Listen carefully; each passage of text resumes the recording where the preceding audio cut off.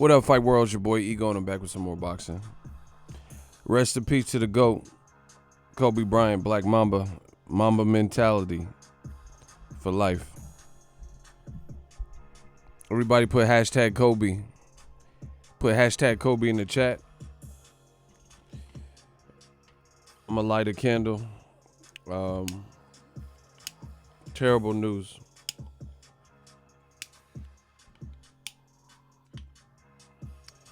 Terrible news.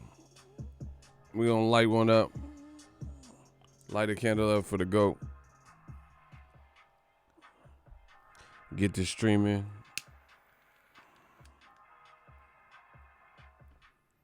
Rest in peace.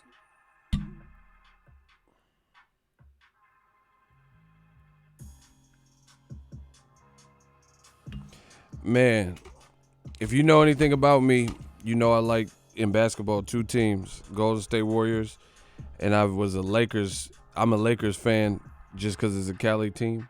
I know it's kind of weird. Some people don't understand it. But really because of Kobe Bryant. Kobe is a huge inspiration to me, to new media, to what we doing. So this is terrible news. Rest in peace to the legend. Yeah, my boy hit me up earlier today, and I'm like, Kobe who? Like, it felt very surreal. It felt very unreal to me. And then more bad news. TMZ is reporting that Kobe Bryant's daughter, Gianna Maria, was also on board. This is just awful, bro. No other way to put it. Rest in peace, Black Mamba. And I definitely send my condolences to the Bryant family, Vanessa, all the Kobe Bryant fans. Number 8, number 24. Let's get it. Marathon continues. LA took some major hits in the last 2 years with the loss of Nipsey Hussle and then Kobe Bryant right now. So we're going to keep it going. Yeah, they said he was with at least one of his daughters. Crazy. Life is short. Make sure you tell everybody you love them.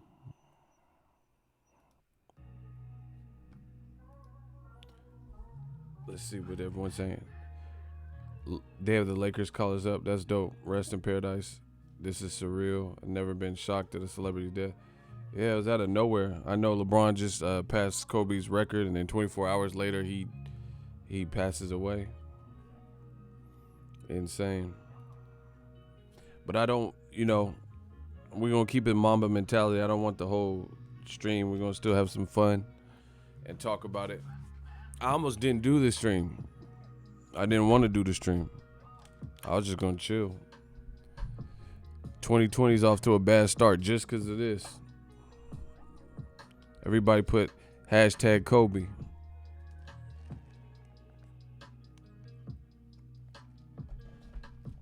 We're going to talk some boxing though.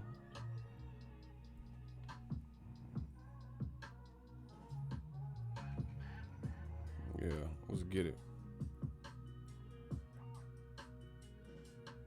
Oh, there's a little bit of a lag.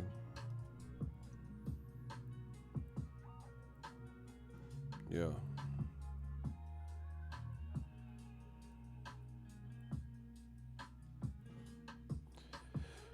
Very inspirational. I'm about to watch. Showtime has a good docuseries or documentary actually. It's called The Muse with Kobe Bryant. I'm about to watch that again. He was dropping gems. I feel bad, man. I just feel bad, especially when there's nothing you can do. It looked like he was enjoying his retirement. 41's too young to go, man. This is heartbreaking. California, we lost a great one.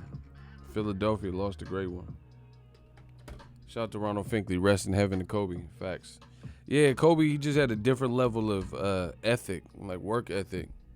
That's what made him great, his persistence.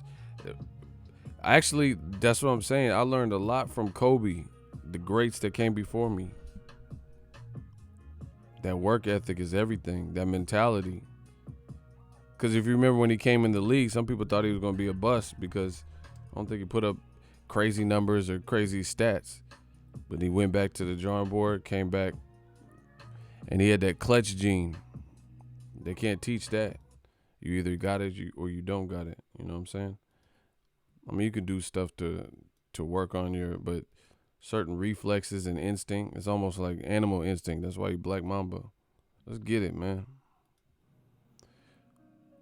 Man, this was heavy. This was definitely heavy. Yeah, block Tito. Oh, it's still gonna be a regular stream. We still gonna talk. We still gonna talk this boxing talk. All that dumb shit. Oh, Tito up out of here just like that. Ronald Finkley caught it what? I don't know all the details, so I'm just gonna send my condolences and prayers. You know what?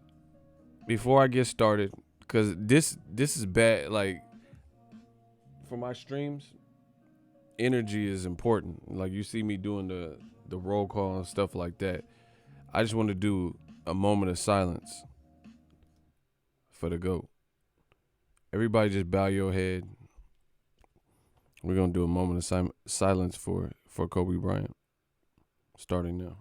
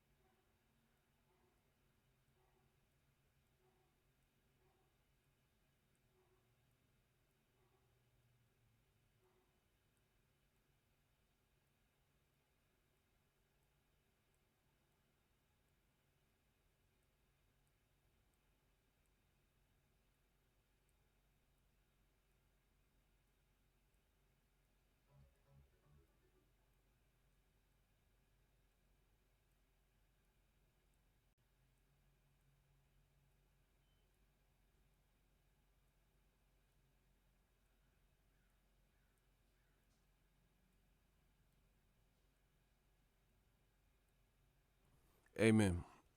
Let's get it. Yeah, I like to start. I gotta have a certain energy because that to be honest, it's weird when certain celebrities pass. Celebrities like this. I mean, this is an icon. You know what I'm saying? So it at least for me, it fucks your whole mood and your energy, your whole synergy. So I gotta start my streams. You know, I gotta be on the clear path to do this. Shout out to Kamal. Oh, it's so sad, bro. Kobe was a global icon and hero. Facts.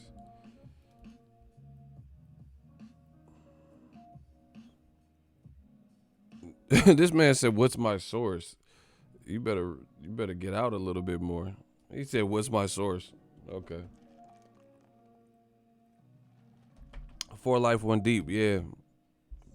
Rest in peace. Oh yeah. Rest in peace to Kobe's daughter and anybody else and the families of those affected. There was I believe there was 5 people on board.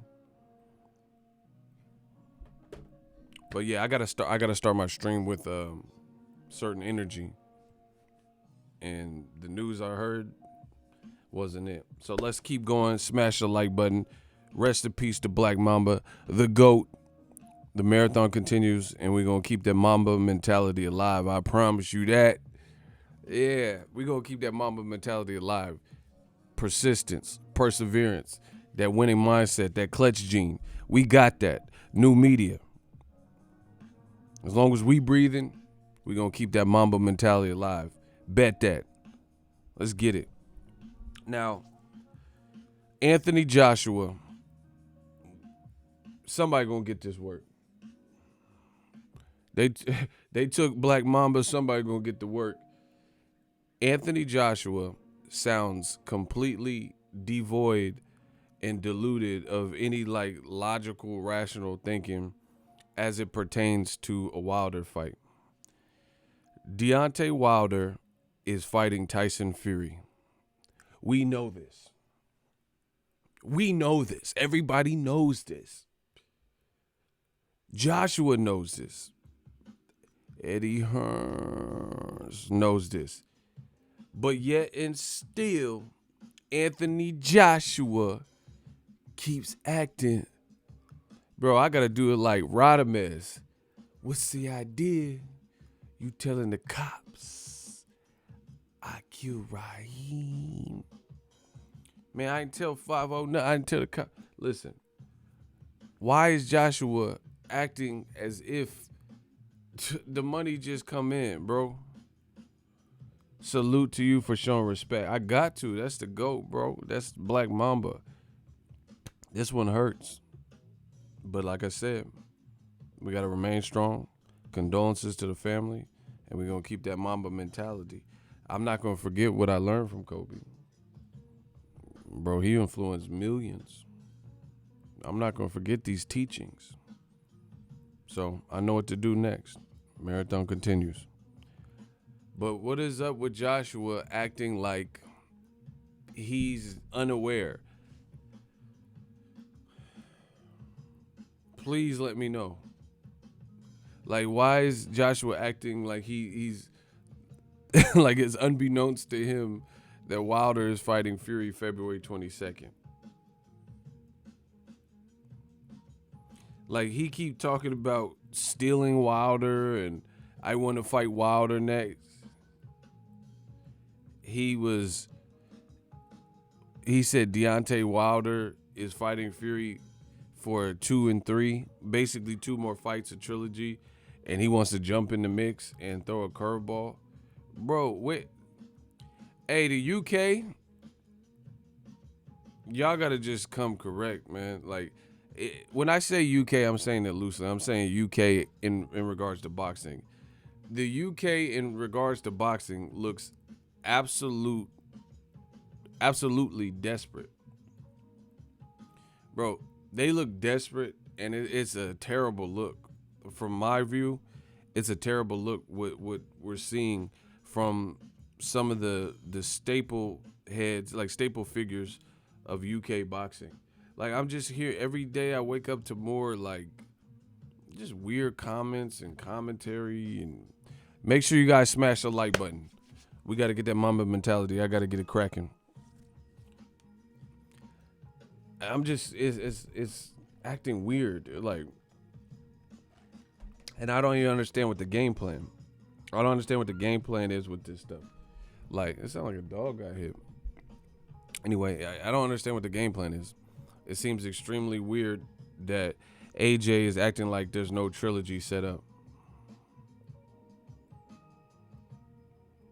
And he's saying he could throw a curveball. How? How you going to throw a curveball when 2 networks have collided to bring us Wilder Fury 2, and there's supposed to be, from all sources, all-encompassing sources, they say it's supposed to be 2 more fights. This is already like summed up and summarized. Please explain that.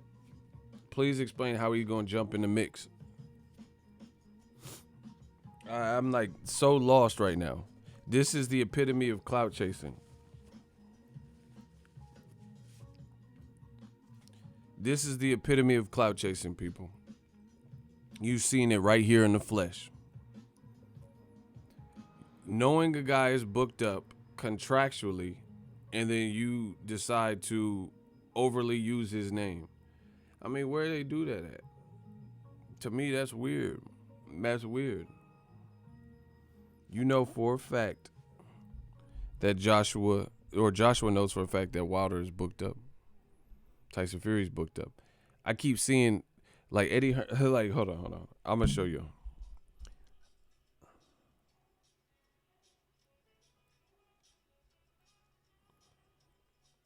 My phone's blowing up.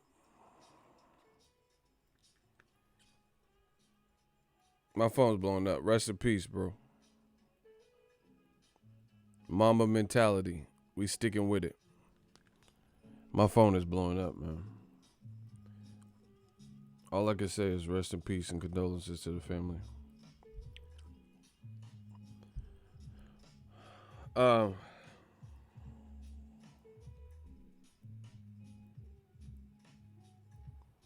Let me pull it up for you guys.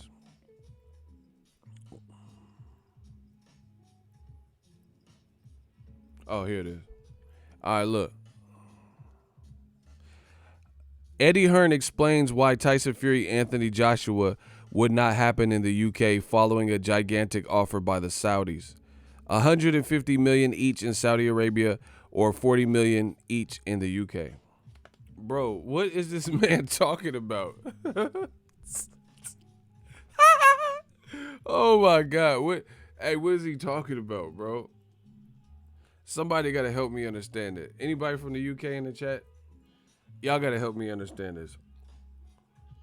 This man is clout chasing viciously. How are you getting $150 million to fight Joshua and Tyson Fury if Fury is fighting Wilder and he may get knocked the fuck out? It's definitely a possibility, especially if they have two fights. What is he talking about, bro? Somebody help me explain this or understand this. Okay. Wilder, what part don't you guys understand? Wilder is fighting Tyson Fury. There's only one. February 22nd. Why is Eddie Hearn doing interviews suggesting that the Saudi Arabian promoters or whatnot have offered 150 mil apiece to Tyson Fury, Anthony Joshua? Please let me know what I don't understand. How are they putting this money up when Tyson Fury's stock, if he loses, definitely is going to go down? Because most people believe if he were to lose to Wilder, it would be by violent, brutal force, aka knockout in combat. So where's this alleged offer from? How the Saudis gonna offer you something for a fight you're not in control of? For a fight when the guy already has another fight and he hasn't gotten past that fight? I'm not understanding. So maybe one of you guys can help me understand. How? Like, I understand they got money out there. UAE, Saudi, shout out to them. Bro, they got a lot of bread. I get that aspect. So I don't doubt that they could put up that type of money. But how are they going to put it up in Fury's fighting Wilder? How are they going to put it up in Fury hasn't got past Wilder? Fury might get knocked out by Wilder. Where's this 150? Where that part come from? Looking shaky, baby. Yeah, okay. So now you saying that Saudi Arabia, they putting up 150 mil, huh? Yeah, 150 mil, huh, Ed? That's what you telling me, huh? Bro, Eddie Hearn explains why. He said 150 mil each. Bro, give it up. Nobody is trying to fight on DAZN that's already not there. If you ain't signed to DAZN now and you have a mega fight and you have options, I haven't seen no one go to DAZN. What are we talking about? Joshua, like it's like the same thing back and forth, like literally we just watched a second Wilder Fury press conference. You guys do I understand in the UK maybe you don't get to watch all the programming. It might be regionally blocked on YouTube and stuff, but they just did a build-up show for Wilder Fury 2. They just did a second press conference and a Q&A with both fighters in LA yesterday. What is the man talking about? Rematch room, sending out fake offer. That's what I'm saying. It's like the clout chase in boxing is horrible. It's like it's super ugly. It's getting horrible because now it's not even about what you're producing and what you can produce. It's what you hope to produce. Hope floats. You know, this is the type of stuff that I don't feel like this advances boxing. How does this advance boxing? By merely talking about what you want to do rather than accomplishing what you want to do. That ain't the Mamba mentality. Rest in peace to Kobe. That is not the Mamba mentality, where you talk about what you hope to fight you. Like, put it this way. Let's play a little game. Like Miguel said, let's play a little game. Let's play a little game, shall we? Y'all want to play? I could play the game. Y'all want to play the game? If y'all want to play the game, can I get a hell yeah? And y'all gotta smash the like button. We'll play. Okay, I'll play with you, man. Huh? Okay. Y'all want to play? Okay, I'll play with you.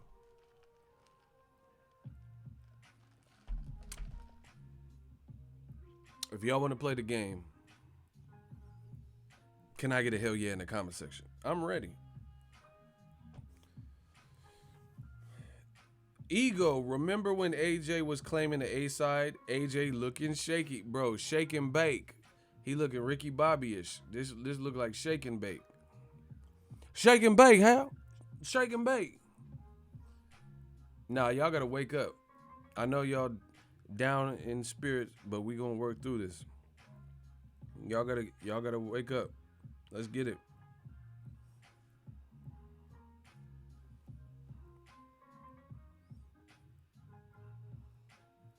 I know everybody's mood is and their energy is off center and whatnot with the tragic loss of Kobe Bryant and his daughter.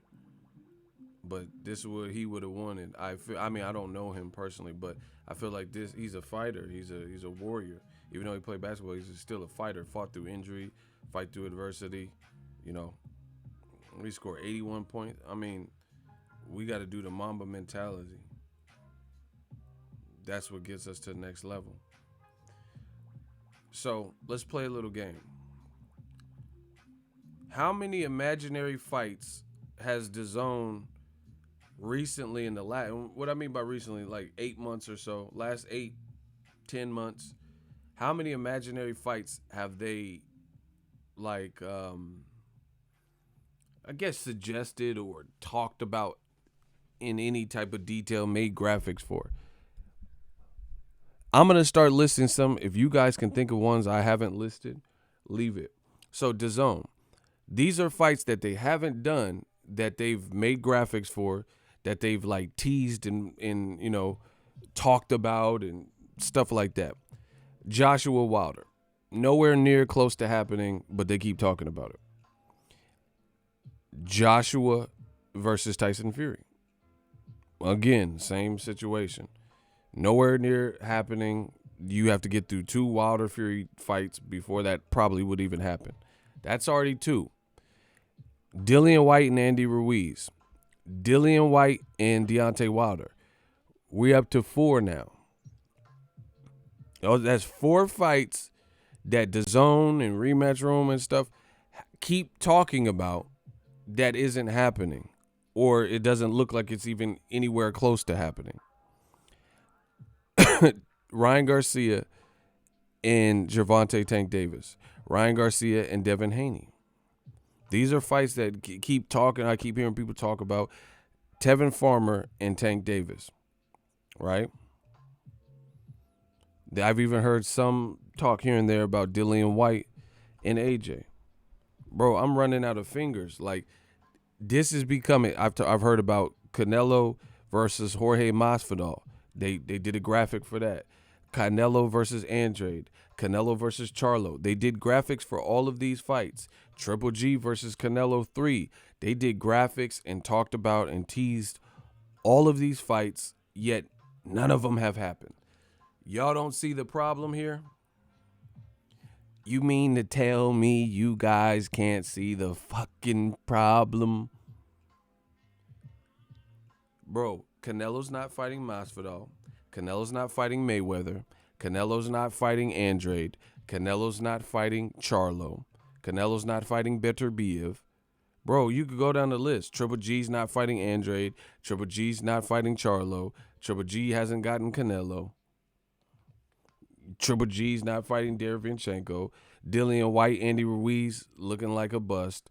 Dillian White, Wilder, WBC already told him that he's not getting the opportunity till 2021. I want the knife, please. Why are they making graphics and teasing and, oh yeah, Devin Haney, Ryan Garcia? Bro, Ryan's fighting, like, you talking about Ryan Garcia, Ryan Garcia, Tank. He's fighting someone that Tank knocked out in 2017, Francisco Fonseca. So when do we get to the point of what you're talking about? They're talking about Wilder versus Joshua in Saudi Arabia. Tyson Fury versus Joshua in Saudi Arabia. What part don't you understand that these two are enthralled in a trilogy? How are you talking, bro? If Eddie Hearn, and the reason the reason why we doing the new media way and really driving these points home is because Eddie Hearn likes to talk, and he said too much, and he continues to talk, and he literally said that Wilder was coattailing Joshua when he was just trying to get the fight. Now the roles have reversed, tables have turned, and he looks kind of sad out here. If this is not doing what he said he didn't want Wilder to do, times 10, times 100, I don't know what is. Shout out to Starbucks.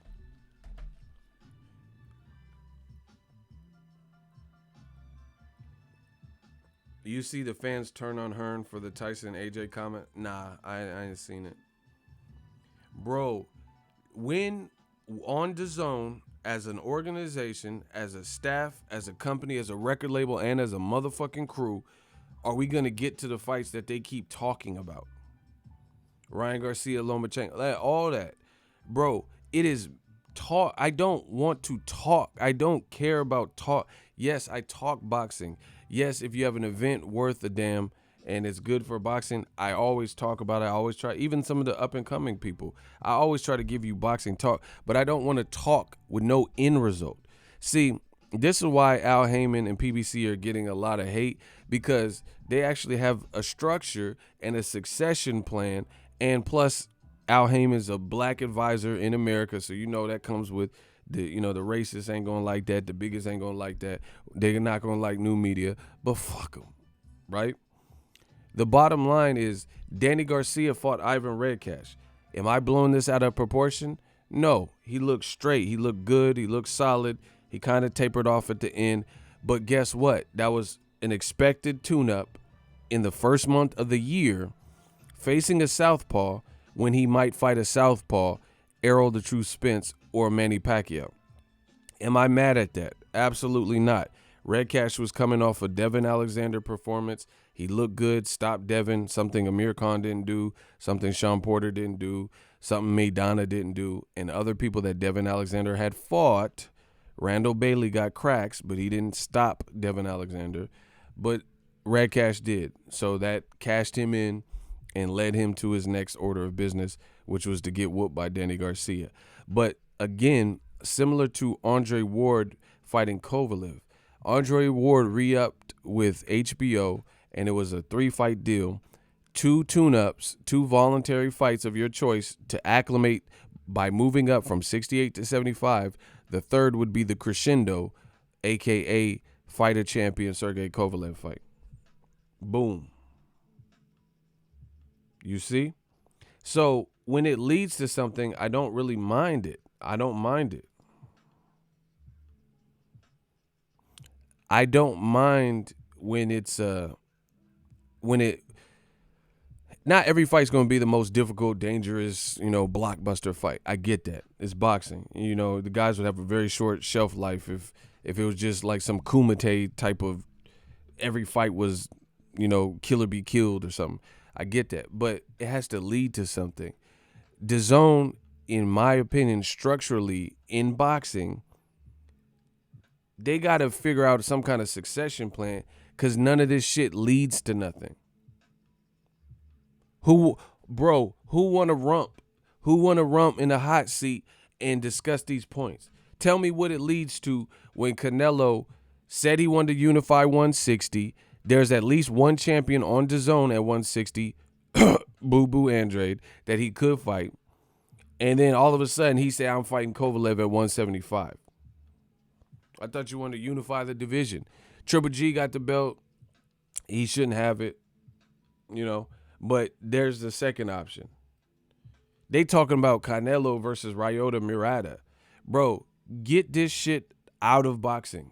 It's not helping. It's leading to nothing. Why did Canelo, I was born ready, why did he move up to 175 to be champion by beating a washed Kovalev that I told you, advanced cherry pick, at 175? Kovalev all of a sudden don't know how to fight. Bro, he looked like he fought that lady harder than he was fighting Canelo. I tell you that much. I seen them pictures, and it looked like he fought her harder than he was attempting to. So bro, you better fix that. Then they say he defaulted on the child support payments or whatever the fuck payments he owe her. Bro, it's looking shaky. FAF. This shit look freak as fuck. Freak as fuck, bro. That shit FAF. Anyway, he was a champ for 6 weeks at 175. He talked, and his team talked. Eddie and Chepo, Reynoso, and all these people talked about that Beterbiev ain't as good as Kovalev, despite Beterbiev beating Kovalev twice in the amateurs. They said he was easier work than Kovalev. You knock out Kovalev brutally. Now all of a sudden you can't make 160. Oh, what a quinky dink. You know, it's going to be hard to make 160. And if you do make 160, you trying to do it for someone like Ryota Murata. Man, get this stuff out of here, bro. If Beterbiev is easier than Kovalev and you knocked out Kovalev brutally, why not fight Beterbiev? Why not fight Bevo? He's been on your line. He been calling you out. Bro, it leads to nothing. Canelo don't know what he want to do. All the racist fans that Canelo has, and the man fans, and the racist fans that old media has, they are now condoning this, but they claim Floyd Mayweather actually did this. Floyd never looked this silly. He never looked this silly with his negotiate. Like, oh, I want to fight Kovalev, but my team can't secure it. And then Kovalev goes on and looks vulnerable versus Anthony Yarde. That's never happened to Floyd. If Floyd wants to fight you, this shit got made. Boom. End of story. Floyd said, I'm fighting Maidana. If I got to get a Maidana, I'm going to get Maidana. Bro, he got Maidana. Floyd to the point where you got people, he's begging. Tim Bradley voice. Amir Khan was begging for, I think I have what it takes to beat Floyd. Bro, he was begging for a fighting shit. Canelo out here playing musical chairs in divisions, and it don't mean nothing. It's fake, some fake ass history, bro. Yeah, I said it. Yeah, I said it. Canelo is trying, him and his team are trying to persuade the boxing history books or whatever and the fans of this fake history. Oh, he's a 4-division champ. Who he beat at 168? Who he beat? Aaron Rodgers, Rocky Fielding for a secondary title? Okay.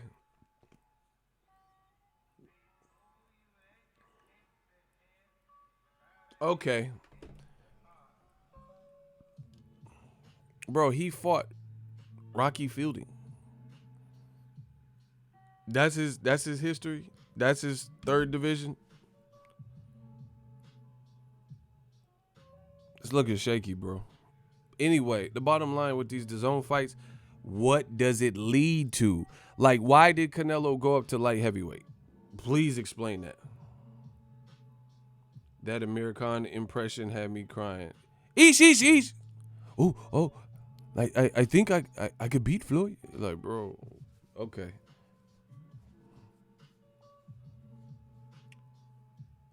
It sucks Canelo's doing this because he's skilled enough to beat anyone. I don't. That's the weird part about it. Is I fuck with Canelo. The way he fights, he can fight. I ain't never said nothing outside of that. He could scrap. He been scrapping his whole life. All my life, been scrapping all my life. Sacrifice, hustle, pay the price, and bro, he can fight, but he's doing all this weird shit, bro.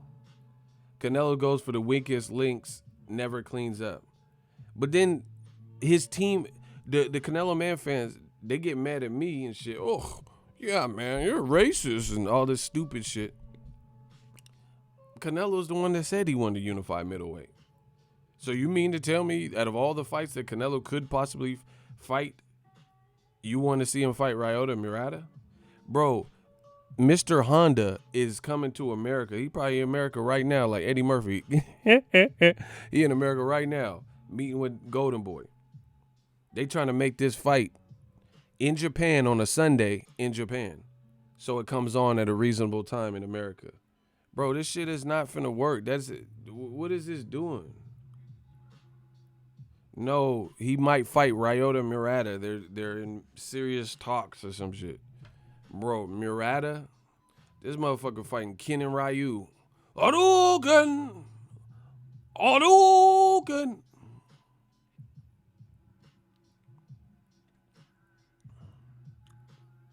Bro, it's just a bad look. So, like I said, that people want to stress Tank versus Gamboa, Danny versus Red Cash and shit like that. Bro, these are lily pads, if you will, and stepping stones that if the fighter who's the A side and whatnot is to get, like, Tank fought Gamboa.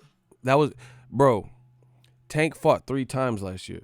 See, all these Eddie Hearns, idiots, and DAZN fans, all this shit, they're not telling you the real story. When there was a year Tank fought, the year he fought on the Broner Vargas undercard. Remember when Broner was beefing Tekashi and all that? 2018, whatever that was. Tank fought 1 year that year, and it was Jesus Cuellar. 1 fight the whole year. Eddie Hearn's like, oh yeah, man, I feel bad. Tank's not being promoted. He's only fighting 1 time a year, right? That man Tank just fought 3 times last year. 3 times. The first fight, it was supposed to be Abner Mares, who pulled out. That's not Tank's fault. How is it Tank's fault? Abner Mares' eye finna fall out. That's not his fault. So that was a January-February fight that got canceled because of Abner Mares wasn't healthy. So Tank fought Hugo Ruiz.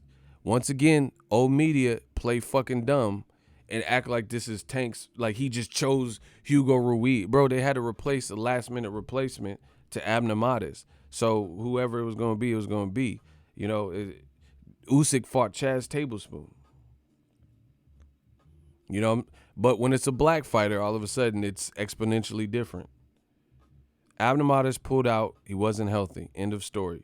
They got a substitute and Tank knocked him the fuck out. 1 round. Looked like he broke his nose too. Drake was there. Lil Wayne. Lil Wayne went. How you got Lil Wayne at your fight for a stand-in, you know, an understudy fight? Tank is powerful. Tank is a celebrity. Tank, he meets the culture. You know, he's the culture. He's part of the culture. You got Lil Wayne. Man, I'm the man in my land, call it Louisiana. Bro, you got fucking Wheezy, F Baby at your shit, and you fighting a unknown guy? That's power. Apple jelly, don't make me get the biscuit. You niggas is lemon meringue, apple custard, cherry jelly. Don't make me get the biscuit buster, yeah. What up, Jizzle? You my distant brother. Yeah, baby. I don't recall that. Bro, you got Wheezy. And then I was in the back and Floyd was facing Maidana, and then I see Robert Garcia hit me with a motherfucking bottle. Bro, you got Wheezy at your shit.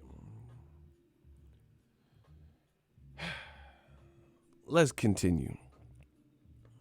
Okay, I'm out here. You niggas didn't start it, you ordered it. Bullet find a home in your arteries. Pardon me.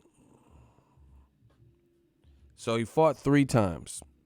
The Hugo Ruiz was just the understudy. Then he came back and he fought and he knocked out a mandatory, Ricardo Nunes in Baltimore. Be More where they see more. I went. It was sold out. It was packed. He put on a lot of his brothers and people from Baltimore. And then he sold out Atlanta. And it was packed for Gamboa. So all of a sudden, old media went from complaining about Tank's inactivity to Tank fighting Gamboa. You see how bro, you never gonna please old media because they just looking for stupid shit. I'm not out here looking for shit. What I'm saying, it makes sense. You know what I'm saying? It makes sense. I'm not looking for the issues. Tank's not fighting enough. And then when he's selling out crowds at Baltimore and Atlanta, now they can't say he's not fighting frequent because he's fighting. And he's fighting and he's selling out crowds and he's getting attention. And now his next fight finna be on pay-per-view, they said. And it's probably gonna be Leo Santa Cruz. Right? They building up their star. That's boxing. That's what you're supposed to do, dummy. Like Floyd said, I'm a prize fighter, dummy. I fight for a prize. Like, you supposed to have good, step up the competition here, a dope-ass challenge that everyone wants to see, solid competition, so, you know what I'm saying? That's how you build up a fighter. They want it to be fucking, Lomachenko, Teofimo. That's not realistic. Ain't nobody got no schedule like that. Damn sure ain't Canelo, and it for fucking sure ain't Golovkin. He don't got no schedule like that. But it's always something negative. Man, it's looking bad for old media. Look, Bob Arum told reporters that Canelo Ryota Murata, who he co-promotes with Mr. Honda, could take place on Sunday morning in a Tokyo Dome to make it primetime fight in the U.S. with the time difference. He revealed Honda's in America to start talks today. Listen, it don't matter what time you put that fucking fight on, it's not a big U.S. star builder fight. Ain't nobody who Canelo versus Ryota Murata. Man, come on, bro. Two motherfuckers that don't speak English, or don't utilize English and speak English. You're trying to sell to American public. So what I mean, I don't care what the fuck you speak. You motherfucker can speak Swahili gibberish. I don't care what you speak. But I'm not saying it for like reasons like that. But what I'm saying is there's not going to be no immense buildup. It's going to be a subtitle buildup. DAZN needs a hit like a fiend. A Feeny Shakur, bro. They need a hit. They got to come up with a hit. They got to get something to pop. And once again, this is watered down HBO. You keep trying to promote everything non-American to Americans. I don't see how that's going to work, which is what I've said from day one.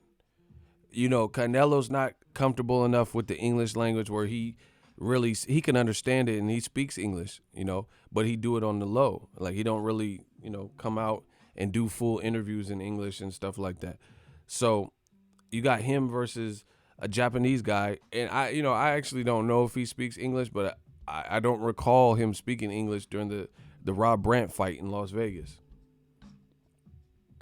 So what type of buildup are you gonna get? And then on top of that, you got one guy who's been branded America, Canelo, and then Ryota Murata, who doesn't really. How many people you think went to Murata Rob Bryant in Las Vegas? Bro, it wasn't a big fight. He's not a guy who's been heavily branded in America. So good luck with that. He said Murata lost to Indam. Yeah, Indam. Facts. He arguably won that fight, but still, on your record, it shows you lost to fucking Indam, who David Lemieux knocked down 4 times and my dude Kid Chocolate knocked down 6 times.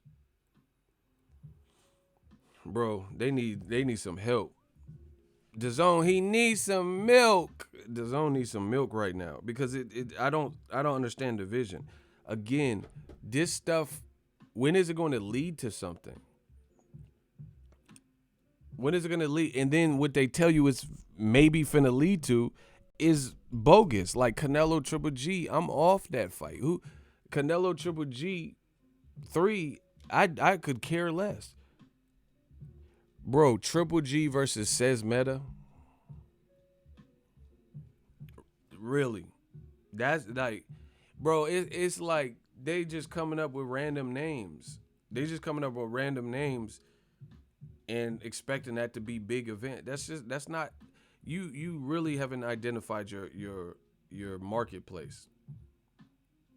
You really don't know your audience because it's just not how it is. Like, okay, for example, Danny Garcia just fought. Listen to me, people. The man is from Philly, which is about an hour drive to New York, and he's main evented or headlined the Barclay 8 times. So yeah, I'm sure even though he's fighting an Ivan Redcash, he's a known enough brand and commodity, and it's an hour distance from Philly, so he can carry a promotion with an unknown Ivan Redcash, who's also coming off his best career win before that. You see how that works? Canelo, you're trying to sell a product. His last 2 fights were pretty weak to me. You know, they weren't like barn burners or anything. Okay, put it this way. Does anyone have Canelo, either of his fights, his pair of fights last year, as their fight of the year last year? Name one person so I can body you in the hot seat, bro.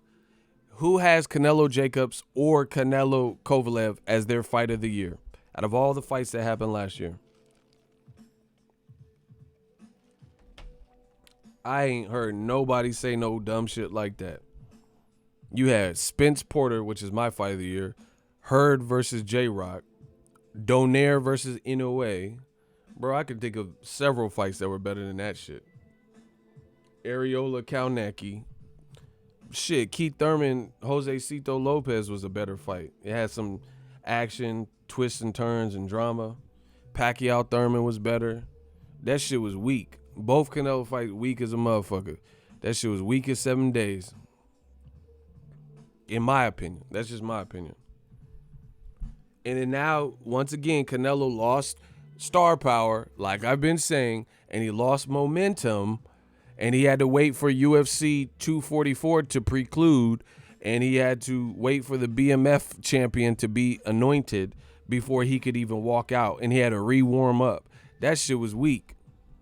That was a bad look. And now you're going to take him out of his... Canelo is established in 2 major countries and marketplaces, Mexico and America. Now you're going to take him out of America, his second home, or his, you know, where he set up shop and is known, and put him in Japan possibly. They don't know how to move him. Since Canelo has joined this app, he's trapped on the app. Since Canelo has joined this app, his star power... Listen, name one person who DAZN has brought into a mainstream that was unknown about before. So basically, nobody really was known. Nobody knew who they were and stuff like that. And then they got on DAZN and now they're household names, or they're close to that, or anywhere close to what you would consider. I know they don't do pay-per-view, but what you would consider a pay-per-view star. Right? Name an established pay-per-view star who's now bigger on DAZN. Simple question, eh? Answer one of those 2 questions. Name either an established pay-per-view star, you know, or someone who's been on pay-per-view like Golovkin and Canelo that is now bigger on DAZN, or name somebody that was unheralded and really not known about a year and a half, 2 years ago before DAZN, and then they signed to DAZN, and now their whole career's popping from the boxing family, not no fucking YouTuber. I'll wait. I'll wait.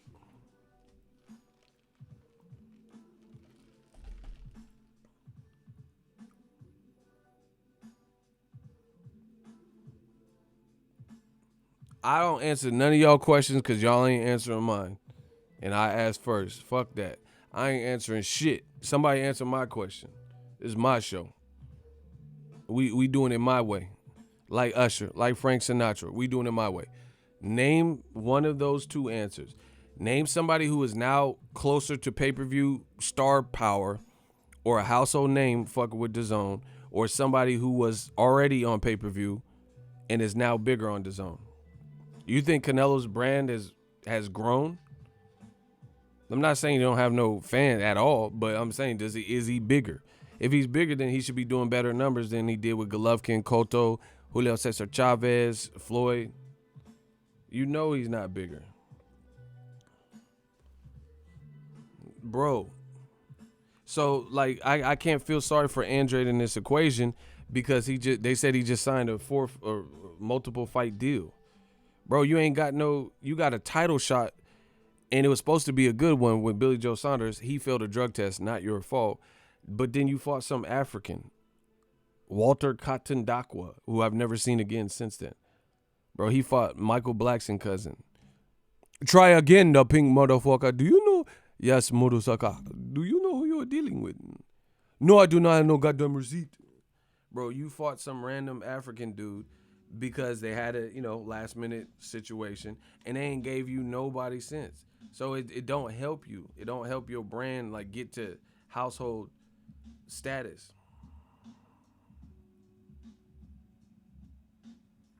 You don't get to household status this way. And then people mad at Tank fighting Gamboa. He's supposed to go through guys like that. That's how you star build. Y'all motherfuckers don't know shit about business and star building. I know because I created a business from the ground up. From the ground up.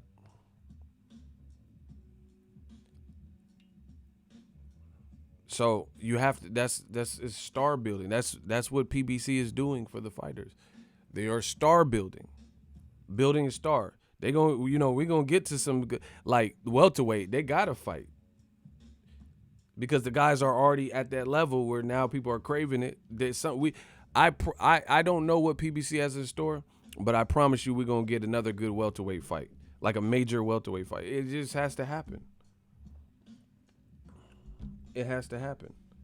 No other is like non-negotiable. And this, from what we understand, this was already the plan anyway.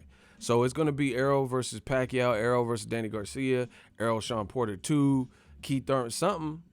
Some of these motherfuckers are gonna fight. Subscribe to Noah Plays Pink. Man, get this motherfucker out of here. Put him back on Noah's Ark. Man, we hitting him with darts. Send Noah back to the Ark. You will get sparked, bro. That's what I'm saying. DAZN's biggest problem is they have no succession plan, and they're not catering to the American audience in which they are trying to penetrate.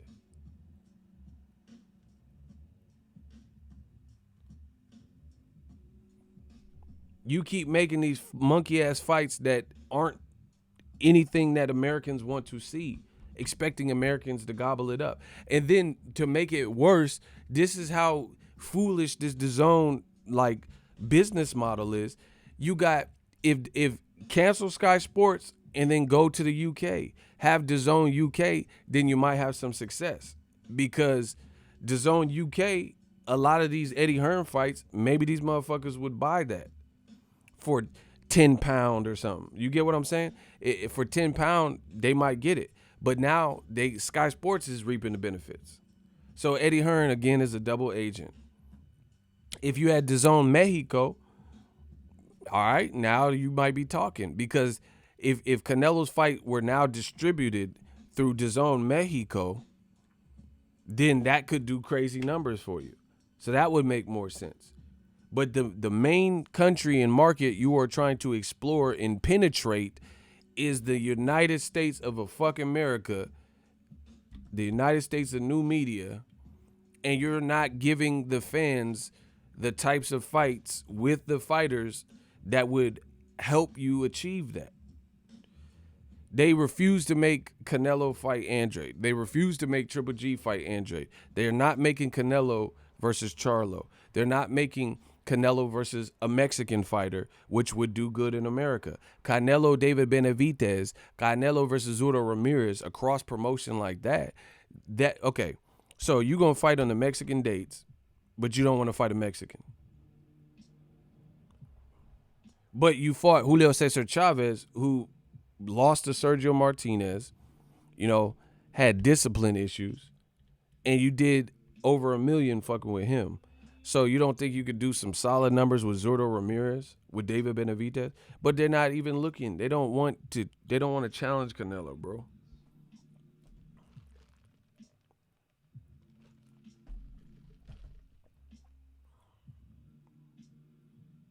Like who the fuck give? He said like who give a about Usyk Chisora when Chisora had 9 losses and been a basic one-dimensional brawler. That's what I'm saying. Usyk. That's it. What does it lead to, bro? Like for me, Usyk beating Derek Chisora, that doesn't really show me enough about what to perceive for Usyk versus Joshua. But if you actually put the fighter in a bit tougher, then that could, like if Usyk fought Daniel Dubois, Luis Ortiz, Joe Joyce, like anybody, Dillian White, then now I can understand the winner fighting Joshua. But they don't want to, like, bro, Wilder is a fucking legend, bro. Wilder is the Don. Listen, Wilder is a true country boy, and everybody in boxing should bow down to Deontay Wilder. And I'm gonna explain why. And I'm gonna explain why I'm saying it this aggressive. Because he's taking huge risk when he could act stuck up and A-side everybody. All the people he's fought, he can A-side. Tyson Fury was a coke addict coming off of a 3-year layoff, 2 tune-up fights. Wilder has a belt, and he's been active. He was the A-side. Luis Ortiz, Wilder's the A-side. Wilder didn't have to fight Luis Ortiz again, but big risk, you can get big reward, period. Wilder fought Luis Ortiz and gave the motherfucker who's technically better than him a second chance to beat me. Yeah, beat me. If you can do it, beat me. And that's a dangerous proposition when we know Luis Ortiz is technically better than most heavyweights. Definitely Wilder from a fundamental technical standpoint. But Wilder has such an insane belief, the Mamba mentality with his ability and his power that he's willing to risk it. He's willing to risk it. He's willing to risk it and give this man Luis Ortiz. He's seen how he's being treated. He feels for his daughter's situation. He also has a daughter with a disability, and he gave the man. That is insane. If you really think about it, that is insane to give someone who nearly beat you, who's technically better than you, an opportunity to beat you and stain up and blemish your legacy, fuck up the Fury rematch, fuck up your money, fuck up your mega millions. Are you giving him another chance? But in doing that, Wilder is now bigger than ever, the face of boxing, because people, say it with me, respect what he's doing. They see he's not. Well, how come Wilder ain't playing? How come Fury's getting 50-50? How come Wilder's not doing what Joshua's doing?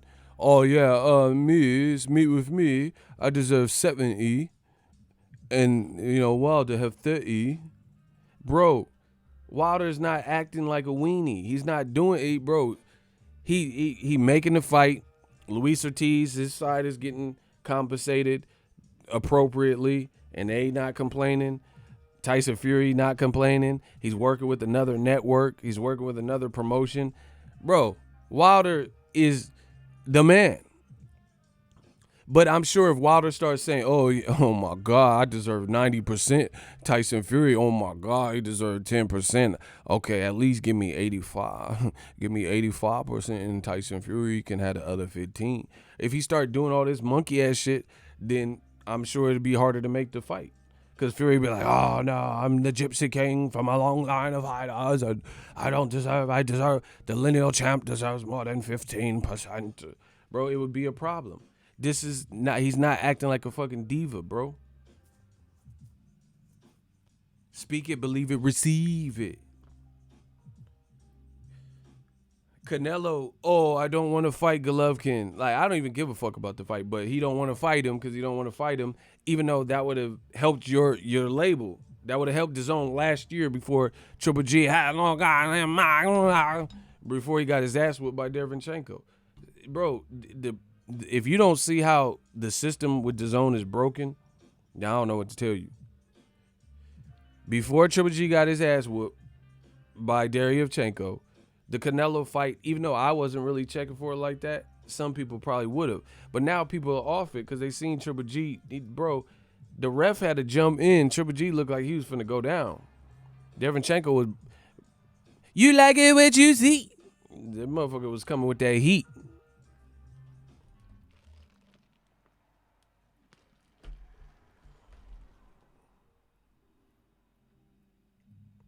Yeah, Anthony Joshua got the baby mama mentality, not the baby mamba mentality. Rest in peace to Kobe. Bars. Let's get it. A Boogie. Rest in peace, Black Mamba. I said Anthony Joshua got a baby mama mentality, not the not the Black Mamba mentality. What the fuck? Bro. All these fights would be easier. Bro, Joshua really said I deserve 70% because I had comeback of the century or some shit. What? What is he talking about, bro?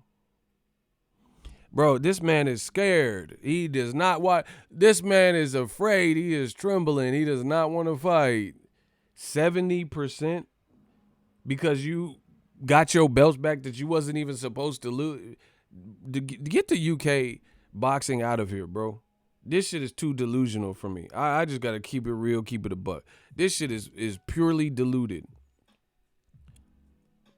Rest in peace, Mamba, probably the biggest death in years. Shout out to Samo. Rest in peace to Kobe Bryant and his daughter.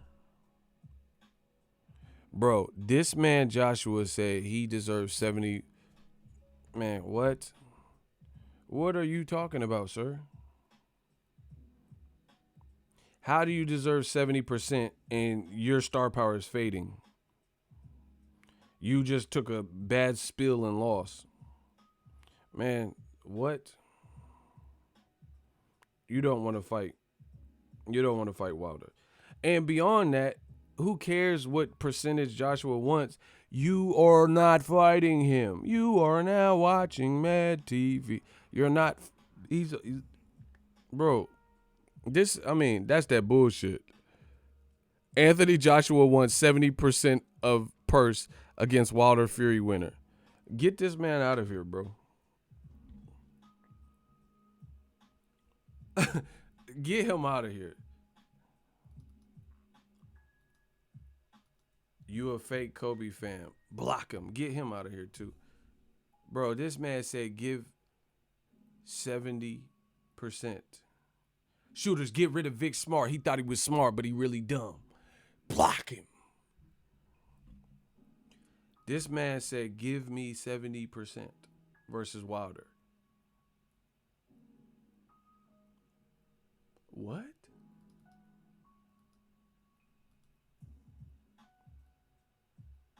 Why would he get 70%?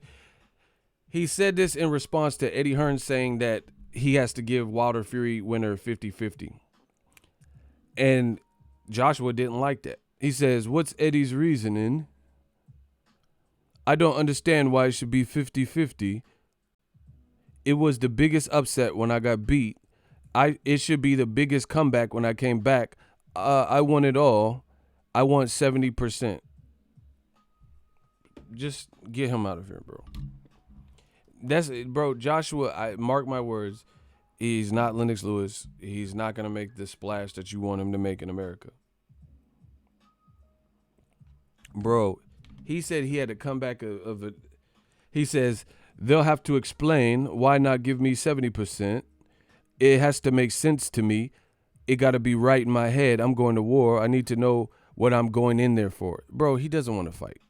I'm going to war. I need to know what I'm going in there for. Bro, he knows. He thinks he's going to get knocked out. There's no other explanation. Hate to break it to you. Surprise, motherfucker. He says, I'm going to war. I need to know why I'm going in there. And he wants 70%. Knowing Wilder Fury is the biggest fight scheduled for 2020 so far. It's a big fight for boxing.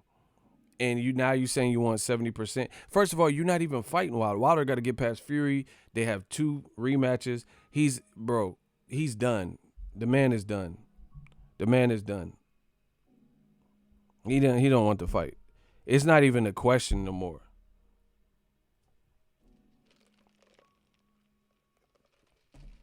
Hamza, I know, bro, dealing with rematch room fighters and promoter is the biggest nuisance in modern boxing right now, for sure.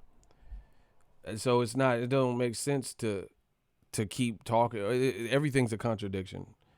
Hamza said, can we talk about recent contradiction? Before the Ruiz rematch, he was saying nobody bring up Wilder. A few weeks later, every interview, he got Wilder's name in his mouth. Exactly. That's what I'm saying. It's not even a competition anymore. You know, new media won this one. Pack it up. Better luck next argument or whatever you old media is supposed to be doing. I don't even care about the fight. It's not even worth all this. I'll stick to Teofimo, Lomachenko, Wilder Fury too. I don't even care. That's what I'm saying. Like, people's attention span in boxing are going to be shorter and shorter with all this bullshit. We don't care about all the additional baggage and luggage and shit. Just make the fucking fight if you can make it. If not, then whatever. Build your own career, whatever.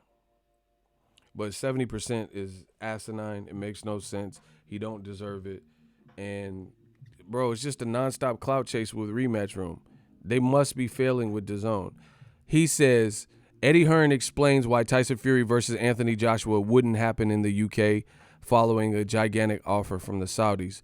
They could get $150 million each in Saudi Arabia or $40 million each in the UK. Bro, again, why is Eddie Hearn talking about a fictitious fight that he's making up? How you get an offer for that much when Fury is fighting a whole ass another person? Hey, explain that. That's like me not having a car and I'm like, hey, this Mustang, someone wants to buy it for me from $10,000. You don't have a car. How does someone want to buy your Mustang and you don't have a Mustang? Bro, I'm starting to think Rematch Room fighters and people, some of them are schizophrenic. Like, this is some Tyler Durden shit. Like, he talking about a fight that you're not even. Fox and ESPN have 2 fights with Wilder Fury. We don't even know the outcome of those. Why are you even talking about AJ versus Tyson Fury at all? Second of all, bro, Eddie Hearn he's a used car salesman, and the used car salesman business tactics are falling flat because listen to what the man said. And see, this is, bro, I'm literally starting to lose respect for some. I'm just being real. Bro, I have no choice but to be and say what I say. I'm starting to lose respect for the UK boxing fans that condone this. Like, actually lose respect, because this man just told you he wants to put a British fight with 2 British fighters in Saudi Arabia instead of the UK. But wait, there's more.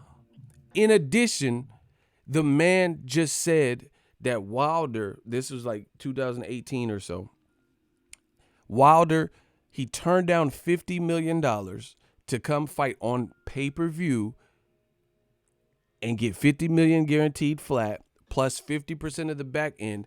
His rationale thinking was, oh no, I've done so much for British boxing. We need to do AJ versus Wilder in the UK. Now he's talking about 2 Brits fighting. But wait, there's more. And he's not even trying to put that in the UK. First of all, it's not happening because Wilder might knock him out. And Wilder has 2 fights with Tyson Fury. So despite the fact that it's not rational to even be talking about that, beyond that, even if it did happen, let's say Tyson Fury beat Wilder twice, right? Cool. You mean to tell me you wouldn't stage a fight with 2 British fighters at Wembley or something like that? You're going to go to the Saudi Arabia because you've done 1 fight there?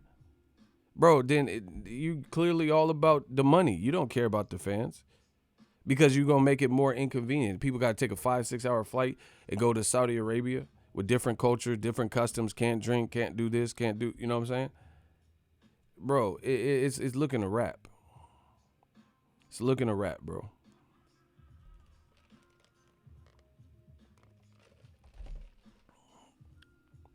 It's looking a wrap. So Everything I'm hearing is absurd, and this is what the UK is defending. They're defending this type of stuff. When Wilder offered Joshua like he responded to the 12.5 and said, I raise you 50 million, 50% of the back if you give us control of the staging of the fight and fight in America. AJ said, oh no, it has to happen in the UK. Now he's saying if two UK fighters fought, then they would put it in Saudi Arabia. Get them out of here, bro. It's a wrap. There's no way you can make this make sense. I don't give a fuck if I see, bro. I don't even want it. Don't talk to me. Don't Twitter me, Instagram DM me. I feel how I feel. It is what it is. It's not going to change. It just sounds absurd, bro. At this point, sounds very absurd.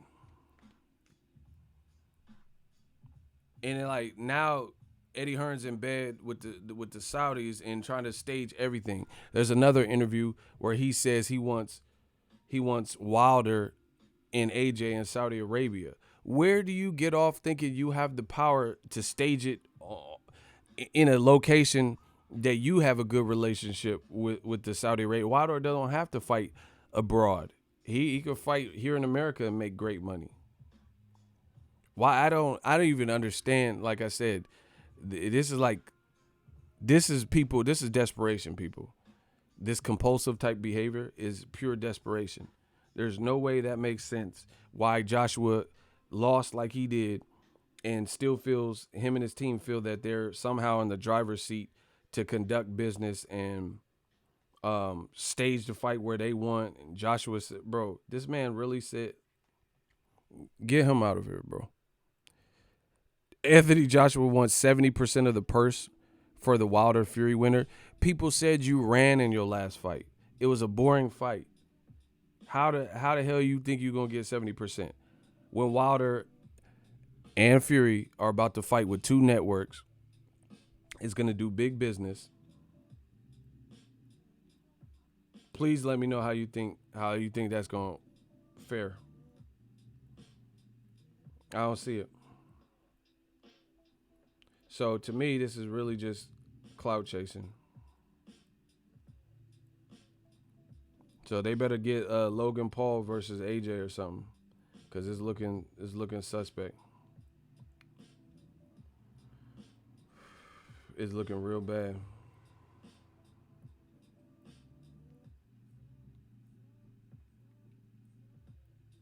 It's looking extremely bad, yo.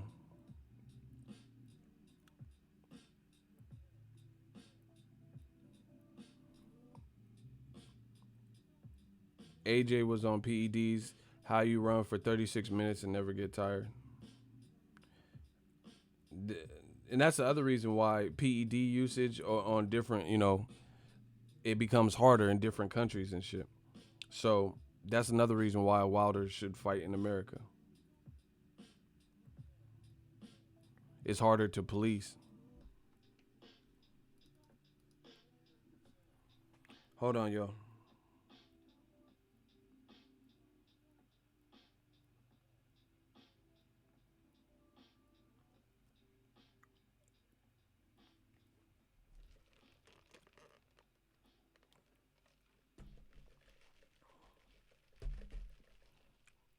Hey, Icy, you still in the chat?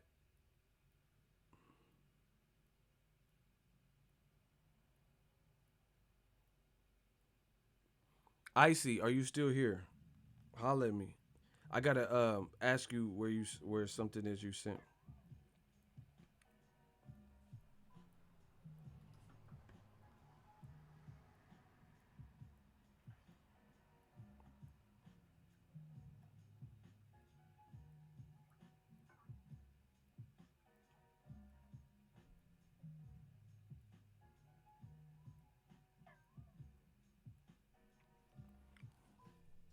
Man, where my boy Icy?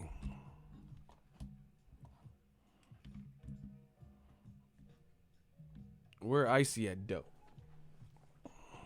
Bro, this is bad. in the clout. See the I firmly believe that this is my opinion. I think a lot of UK fighters want to be American. They want to be like American fighters, and they're inspired by it. But they're going about it the British humor way. It's just different. You know what I'm saying? Like they want to do like Adrian Broner and Floyd and Conor McGregor.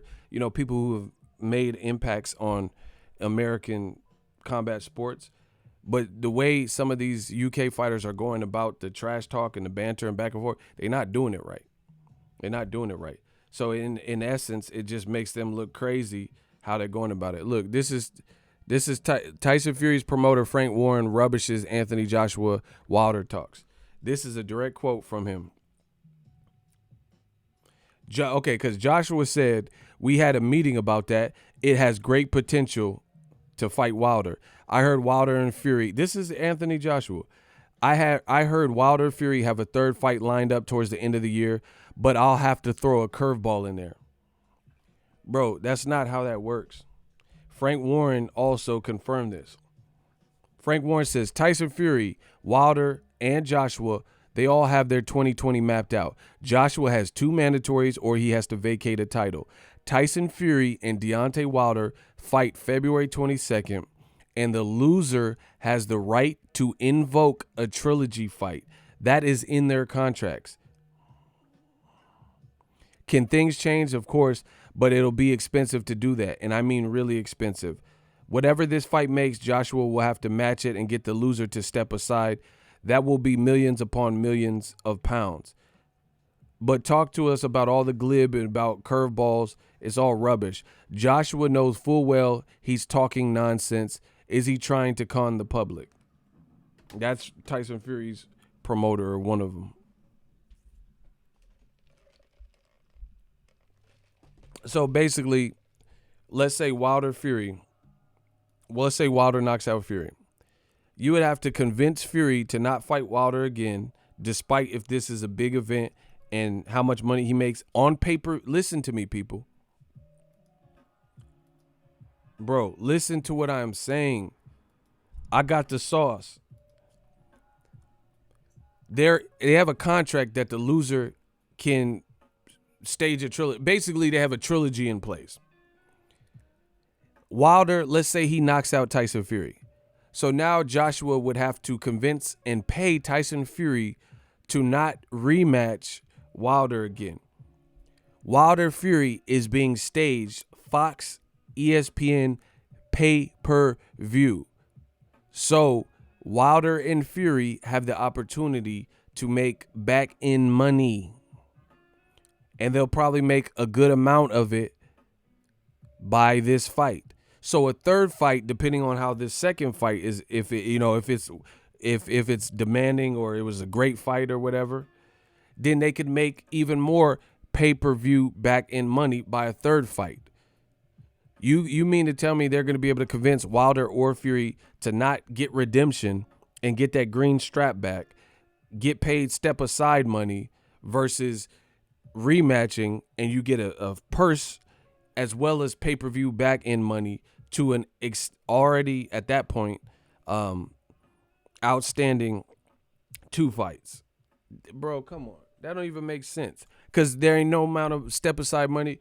Okay, why would someone take a flat fee step-aside money when they just made a flat fee plus pay-per-view money, and they can do it again and run it back if it's a trilogy that's warranted, and there's no way you would be able to match that. So, hey, Tyson Fury, step aside. I'll give you $10 million.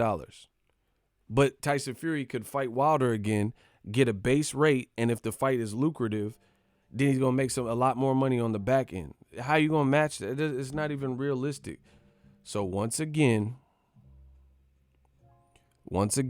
Joshua's blowing smoke.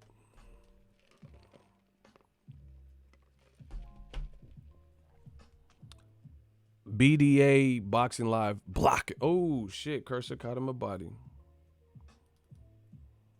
When they hate, y'all donate. Y'all know the drill. When they hate, donate. Hey, unblock, shoot your shot. He wasn't saying nothing negative about what we doing. Unblock, shoot your shot. When they hate, donate.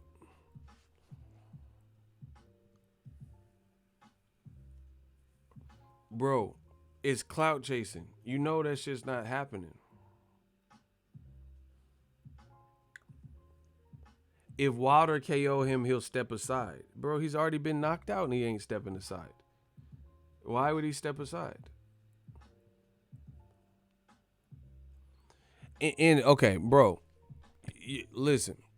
Y'all got to make this make sense. Let's say Tyson Fury got knocked out and he was willing to step aside. Listen to how Anthony Joshua is talking. His stock has dropped from his last year's fights. He ran in the last fight. That's the perception. And it was a boring fight. You fought in Saudi Arabia, so it became harder for, people to cover, especially in America. So you didn't really build your star power. And then we know what happened in the Ruiz June fight. He looked horrible, right? So with that being said, even if Tyson Fury was willing to step aside for whatever money, shout out to Passive Student. When they hate, y'all donate $1. That's it. So even if he was willing to step aside, which in itself I have questions about, like I just explained, listen to how Joshua's talking. He's saying I want 70%. Eddie Hearn's talking about putting the fight in Saudi Arabia. If Wilder knocks out Tyson Fury, do you think he's going to be dictated to? You guys sound crazy.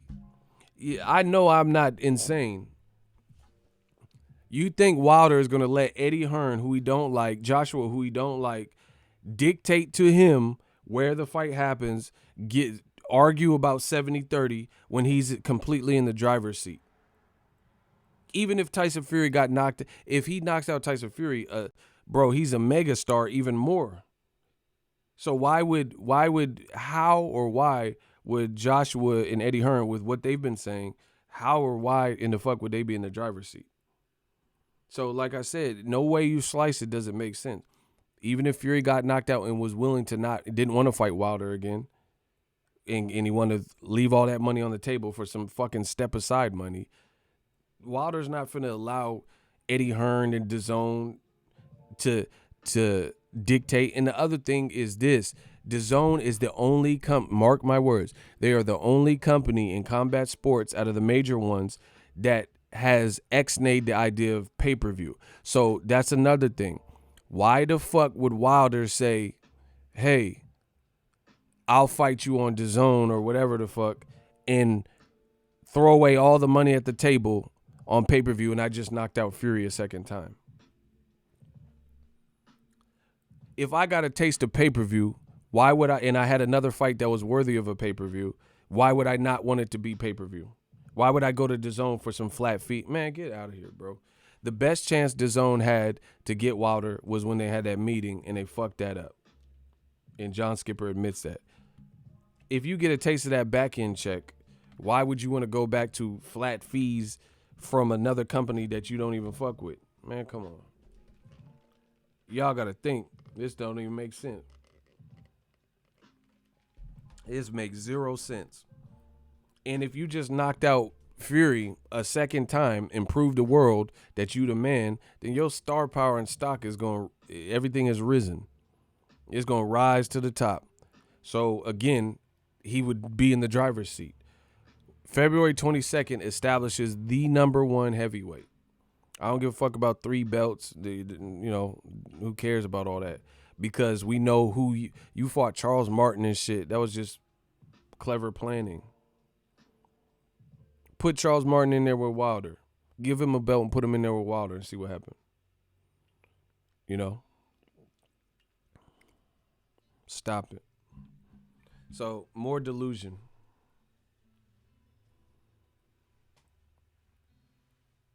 More delusion. Joshua and Eddie Hearn are desperate. And see, all that shit Eddie Hearn talk, and look what it's come to. Sad, really.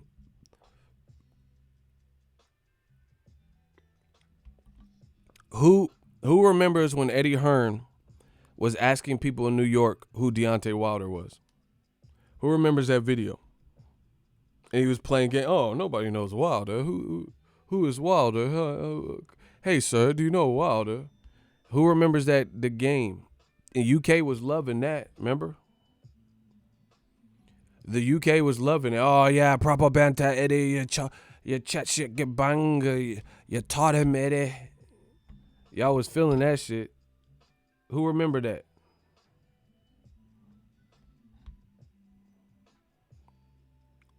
Wilder's easily the A side, especially knockout Fury, bro. Get out of here. Sam Alvarado, my dude, he remember. That's what I'm saying. Go do that. Go do that test now. Go to New York and ask people who know AJ. Bro, AJ went to a basketball court in New York and they was like, "Oh man, you can't be getting knocked out by fat dudes," and he filming it on live and shit. Bro, tables turn. That's just what it is.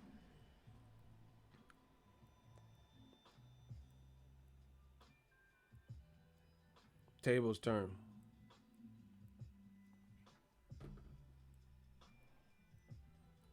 Yeah, go ask these motherfuckers who Anthony Joshua is. And if they do know him, they're going to know him from the Madison Square Garden shit. And that's not a good memory for Americans to have of AJ getting dropped 4 times and quitting in that fight. So that's not,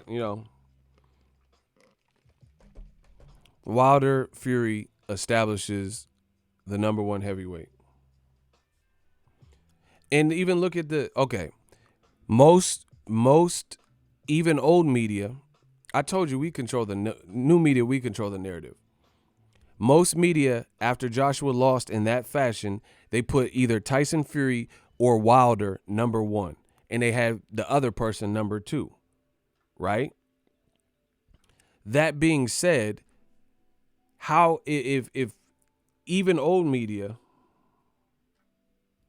if even old media put Wilder and Fury in either the number one or two spot and they're about to fight again, how does that not establish who's number one? Bro, don't respond to these motherfuckers. When they hate, donate. That's it. That's how you respond to them. My shooters is doing an awesome job. Do not respond. When they hate, donate. I am not giving them no time of day. We talking about Pensacola. We talk tonight. Bay Area. We talk tonight. I don't care. These motherfuckers is clout chasing like Eddie Hearn and AJ. They can say whatever they want. Grow your channel. Get your bars up. Get your subscribers up. I don't know these dudes, bro. They just trying to coattail what I'm doing. If you don't like what I'm saying, good. Don't watch my shit. End of story. They can't stay away, though. When they hate, donate. Somebody donate $1, bro. That's how we doing them. 2020. I told you I'm going to be rich from this motherfucker. I'm going to be rich. And I'm going to buy my mom something. I'm going to buy my mom a crib or something fucking with boxing. Keep playing. So anyway, they don't have the power. Most people, when Joshua lost, made Wilder or Fury number one or two. So that means the number 1 and 2 guy are finna fight. They're going to fight. So there's no way you can have the number 1 seed and the number 2 seed fight, but then somebody who's behind them is the guy with the leverage. How you got the leverage? How are you the number 1 heavyweight? How is Joshua number 1 heavyweight? He's not.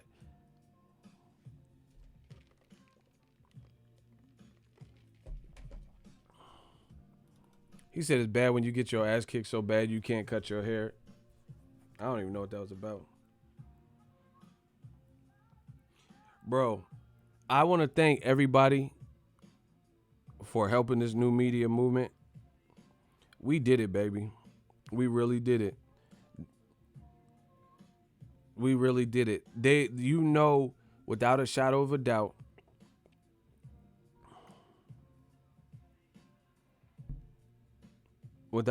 of a doubt, that new media came up on top again. Look, this is Sky Sports, Adam Smith. Is Joshua number 1? Not in my opinion. Your own side don't believe in you. Yeah, it's over.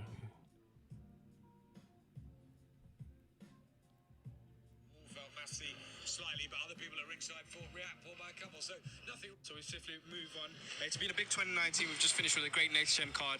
Going into 2020, give us some insight. What can we expect to see? I know Terry Harper. Savannah Marshall. Listen, so much to look forward to. Some of it's going to happen, some of it won't. But as always, it will be unpredictable, fun. Always, it's been wonderful 2019. Bro, look. Is Anthony Joshua number one? Not in my opinion. Adam Smith breaks it down. A nice, fresh interview from December. So this is after December 19th, which is after the Ruiz. So this is Sky Sports' Adam Smith after Joshua reclaimed his belts from Andy Ruiz. When they hate, we donate. Oh my God, L7. Shout out to L7, $2 super chat. He donated for 2 people. Let's get it. This is your own side, Sky Sports, saying you ain't number one. What are y'all talking about? New media, we did it, baby.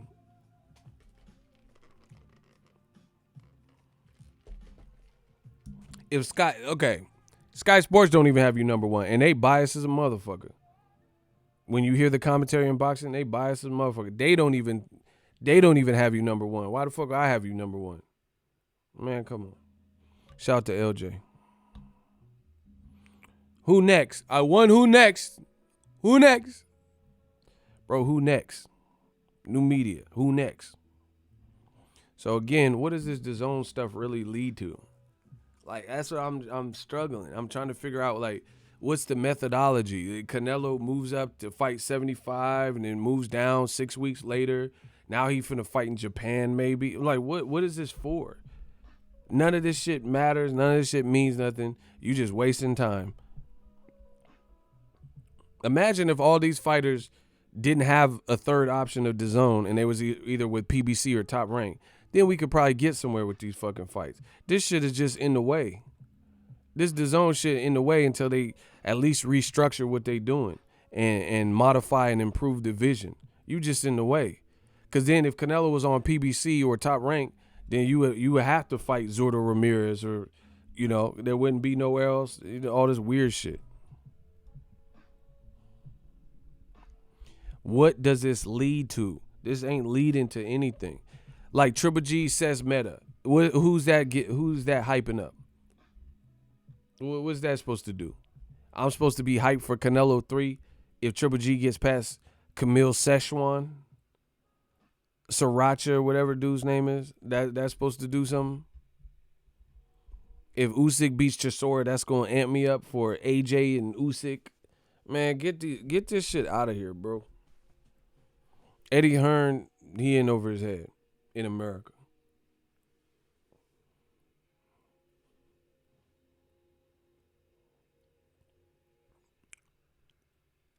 Get rid of it. Like I said, we about the growth of the sport of boxing. LJ says she like when I wear this holy shirt. Looking like 50 Cent. Look like I got shot 9 times. Something special, man. You got to do something. I let my watch talk for me. My whip talk for me. Bow. What up, homie? Hey, I know y'all niggas watch Power, nigga. Hey, yo, Dre, you got me feeling real bulletproof in this motherfucker. The motherfucking window bulletproof, nigga. Hey, Doc say I get hit in the head, I might get a fucking concussion, man. Bro, I'm the new 50. Yeah. What does this stuff lead to? What is Camille says meta? What is it? What is that?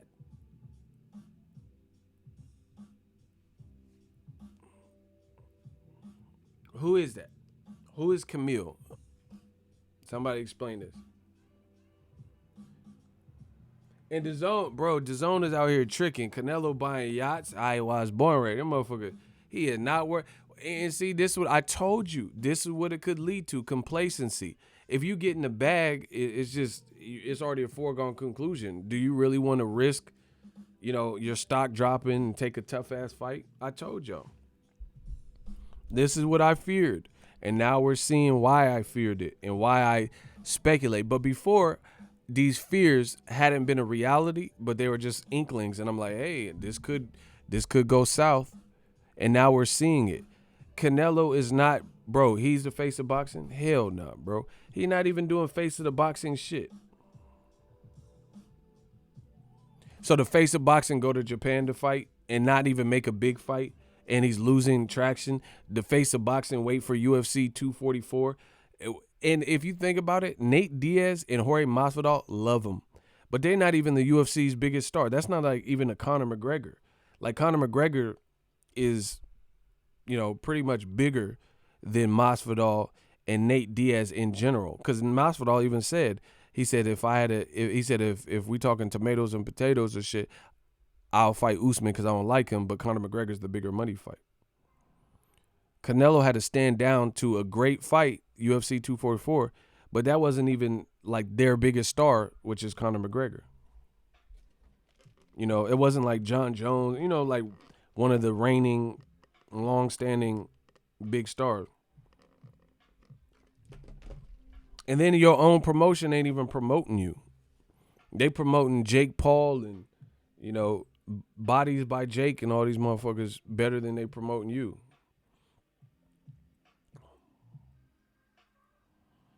Yeah, good luck with this. I don't see the vision, bruh. Smash the like button. New media. I don't see the vision. I don't see where you going with this. Like what? Canelo, I want to unify the division. But then you get stripped of 2 belts? That don't make no sense. You become franchise champion and get stripped of the belt instead of fighting Charlo, but you want to unify the division? Okay. You try to approach Kovalev. Your team can't get it done, so you try to last minute approach Derevyanchenko instead of focusing on Derevyanchenko from the beginning, but you want to unify the division. And then you get stripped of the belt. Derevyanchenko fought Golovkin for the belt on DAZN, really beat Golovkin's ass, but you want to unify the division. Then you move up to 175 for history. Oh, okay. You want to unify the division, though, huh? And then now you have the 175 belt. Like I predicted, you get rid of it immediately because you got that bullseye on your back and you don't really fight at 175. So you say Better Biev is the easier fight, but you don't fight him like I predicted. Get rid of the belt within 6 weeks. Now your team says you couldn't really make 160. It's going to be hard for your body to make 160, but now you might go back down to 160, but not to fight Charlo, not to fight Andrade, not even to fight Golovkin next, which I don't care about, but Ryota Murata, man, get him out of here. Get him out of here, bro. These are horrible decisions, and it's sad because I really fuck with Canelo fighting style, and they really have I don't know. They just he's trapped on the app, yo. He's trapped on the app, and they've taken who's the brainiac behind this, bro? You took Canelo off of a paid pay-per-view system and put him on a flat fee with no control over who he fights app. Like, how did you feel? That's just weird to me, bro. That's like me taking LeBron off of the Lakers, rest in peace to Kobe Bryant, off of the Lakers, and then put him in Yugoslavia on an overseas team. So his visibility and brand has been branded in America. He's with the Lakers organization, which is like the Patriots of what the Patriots are to football. The Lakers organization is probably that for basketball, Magic, Kobe, rest in peace to Kobe, man, that hurts. AC Green, Shaq, all these people, you know what I'm saying? My man Irvin. And you gonna put him overseas? That just don't make sense. The geniuses at DAZN decided to take an established pay-per-view star and put him on an app. They overvalued Canelo. They overvalued Canelo's ability to move units. See, this Canelo will never be Floyd Mayweather, ever. He's not skillfully as good as Floyd. He's not the businessman of Floyd, period. That's just what it is. I really feel if Floyd went to a DAZN app, he might be able to do it, bro. He might be able to move it because he's that powerful. He's that powerful. Like, I just seen Floyd, people still copying or trying to copy little shit that he popularized. Like, I just seen yesterday Jared Hurd doing the Philly shell, and it looked pretty bad. Bro, we know who that comes from. And that's what happens. You grow up a kid and you get into boxing or whatever, and who was out? Floyd. Floyd been out this whole time for most of these guys who are even young 20s. He was the face of boxing. Now everyone want to do the Philly shell and shit. Ain't nobody like doing what Canelo, dyeing their hair red or, picking up. I'm not saying people don't pick up nothing from Canelo because he's a good fighter, but it's not the same. He's not like, he don't have like a signature move or something that everybody just steals. Like, or like how many people say hard work, dedication, and easy work? That's all Floyd.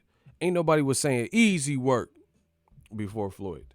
You some easy work. Floyd started all that. Hard work, dedication, those phrases and proverbs and shit. Floyd started this shit. He's definitely a trendsetter. So, yeah, I think DAZN, they kind of overvalue Canelo. And see, that's why I said Canelo, in this modern age of boxing, like, look what's popular. Streaming and, they're trying to make influencer fights and YouTube fights and all types of weird shit. But skills is one thing, but there's a lot of skilled guys that go under the radar. You have to, to be the superstar, you almost have to be the whole package. Like, I recommend that these new up-and-coming fighters, if you're supposed to be raw and this person to watch, work on your public speaking. Work on your branding. Define who you are, what your image is, because that's the package that people are looking for. Fight skills, that's dope. But the skills are going to take you to the next level, fight to fight. But you got to work on the other elements of being a star. You see what I'm saying? And I keep telling you, old media cannot move the culture.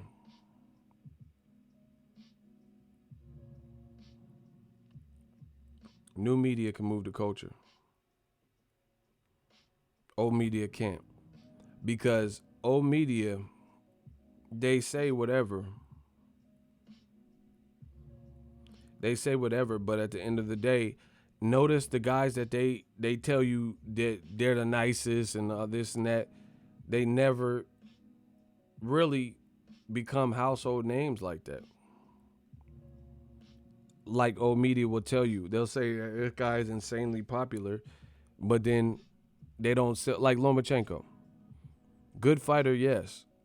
But when you seen Lomachenko in Anthony Corolla at Staples Center, he ain't moving no crazy units. He ain't like everyone just stop what they doing in America because Loma's fighting like Floyd in Vegas. You don't see that.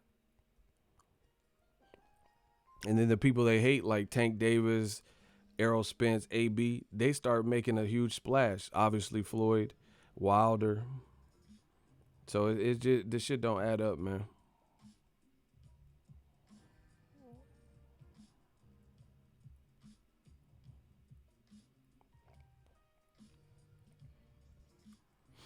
Hold on, yo.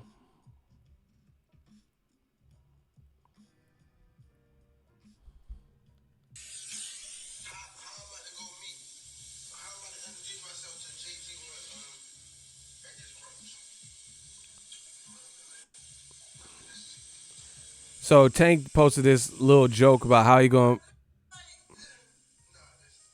he posted this joke about how he gonna introduce himself to Hove on the Shade Room. Look, bro, look.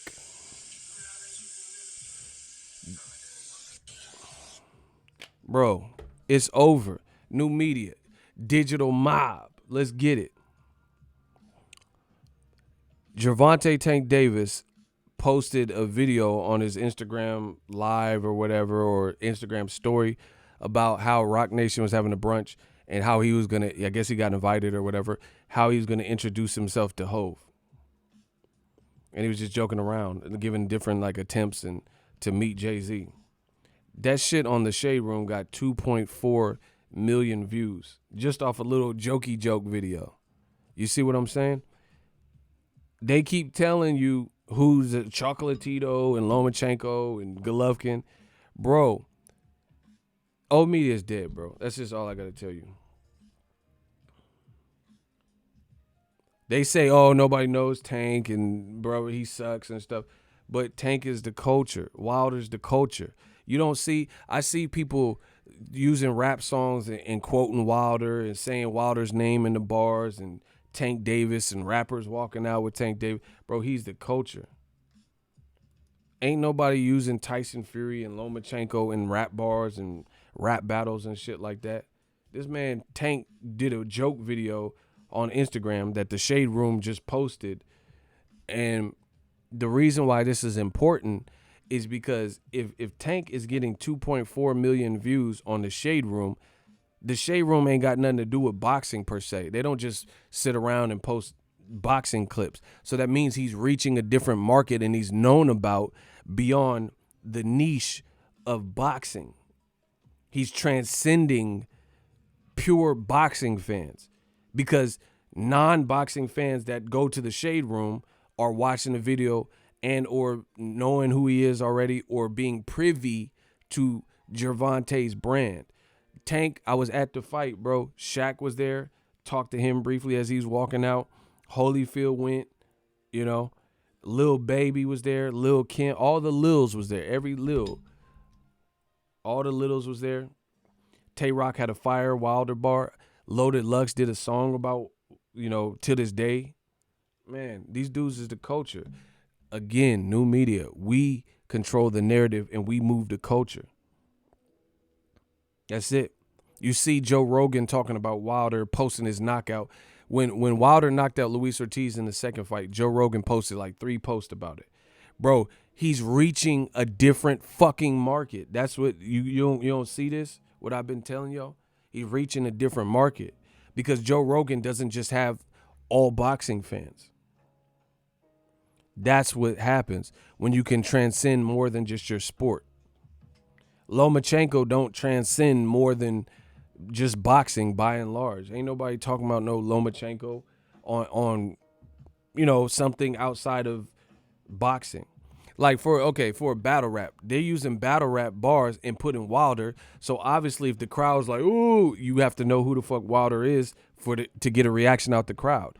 But if you say one of these like motherfuckers be using all these Eastern European fight, Madrimov and, you know, Jackinov and Sergey Jackinov and all that shit, that's cool. But they're not transcending the culture. They're just telling you that these dudes is the one to watch for. I ain't never heard nobody use Chocolatito in the bar because most of the crowd wouldn't react because they wouldn't know who he is. But let old media tell it, Chocolatito's the nicest and the biggest out. Man, get him out of here.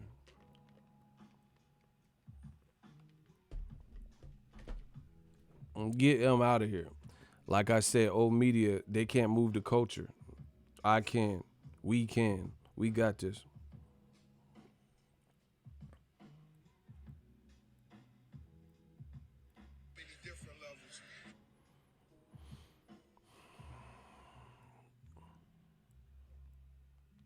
Athlete, the kind of star that was perfectly cast on the Los Angeles Lakers. Kavita, if I could ask you to stay with us. What? Bro, she just said she said Kobe was on the Los Angeles Niggers, bro. Wow. Yeah, fucking Sergey Jackinov and Ivan Klikonok. Man, what? Bro, did you hear what she said about Kobe? That bro, she need to be fired ASAP. Athlete, the kind of star that was perfectly cast on the Los Angeles Lakers. Kavita. Bro, what? Bro, that shit was clear as a motherfucker. Wow. Damn. Clayton Bigsby's sister over here, bro. Nah, she sounded white, bro. Bro, rest in peace to GOAT, Kobe Bryant. They violating, bro. What channel was this? She need to be capped off. Athlete, the kind of star that was perfectly cast on the Los Angeles Lakers. Like, how would you even get that confused, bro? Lakers and nigger, bro. What? Man, get these motherfuckers out of here, bro. That's that old media shit. She need to be fired. Get her out of here. I ain't never heard no shit like that on the. She said he was perfectly like that's not even Laker. It's not like, you know, like you said, takers, fake. You know what I'm saying? Like, man, get her out of here, bro. That was MSNBC, bro. Get her off the air ASAP. That's disrespectful to the GOAT. And that's disrespectful to everybody and harmful. That's just, bro, certain mistakes, just like prison. You kill somebody, you got to go. You got to go away for life. That one mistake cost you. That one mistake needs to cost her, bro. She just said the Los Angeles Urgers, you know. And she paused. Yeah, she violated, bro. Anyway, that's that old media shit. That's that shit right there. That's the racist shit. Man. Shout out to Gilly. He posted it. There's no way that even, bro. Because like, this how you know when someone's racist. I'm cool. I know me. Like, I know I ain't racist. So no matter how mad I get, no matter what, if someone reach for that word and reach for words like that, you know, to say all this shit, then that's in their, it's in their mental. That's in their makeup. That's who they are. Because if you get an argument, you don't just say, oh, that's not how you would, because I don't even think to say those. I don't even think to say those words. Like, those aren't words. My vocab is very extensive, but I never look to, you know, to pick out a racial slur. Man, get her out of here. She need to get her ass beat. Where Lizzo at? Lizzo need to fuck her up. Anyway, rest in peace to the GOAT, Black Mamba. See, that's what I'm saying. That racist shit, motherfuckers think they slick. They be acting like it's slow or slipped. Yeah. When somebody slip and beat your ass, then that slipped too. Don't be pressing charges and all that, bro. When the last time I said a racial slur on air? I've been thousands of videos and millions of hours of content. I never did that, bro. And these motherfuckers got bachelor's degrees, master's degrees, and journalism degree. Man, somebody should slip and beat your ass. That's foul. Anyway. The zone got to do something, though. You dig? You feel me? Yeah, that was on today's Kobe news, bro.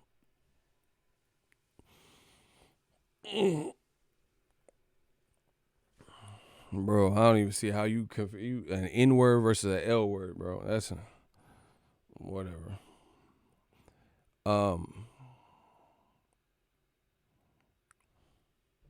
That shit crazy.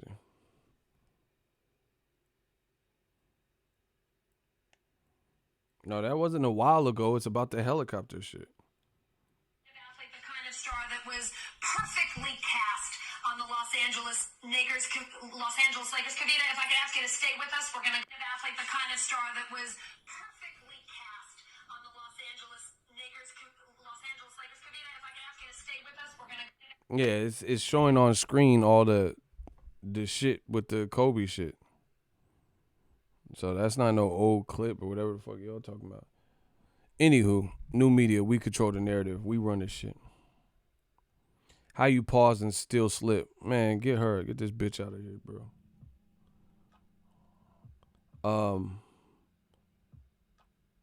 Alyssa Morrison, she went to Yale. Yeah. Somebody gonna yell at your stupid ass. Bars. Bro, see, this is what I'm saying, bro. We definitely promote peace and unity and all that shit, but Y'all finna fuck around and get y'all ass beat. Somebody like all that when I seen when Popeye's chicken sandwich came out and motherfuckers. I seen a dude he called a pack of black people the N words and shit over a chicken. Okay, you gonna let this chicken sandwich get your ass beat? You gonna get your ass beat over a chicken sandwich? You gonna get packed out? All right, But we don't promote violence. We just encourage it, bro. What is y'all gotta understand like what's worth it and what's not, motherfuckers. Over a chicken sandwich, you about to get packed out over Popeyes and shit. Disrespecting Black Mamba, okay. Yeah, catch or slipper. Yeah. Anyway, I don't want to say too much, so it is what it is.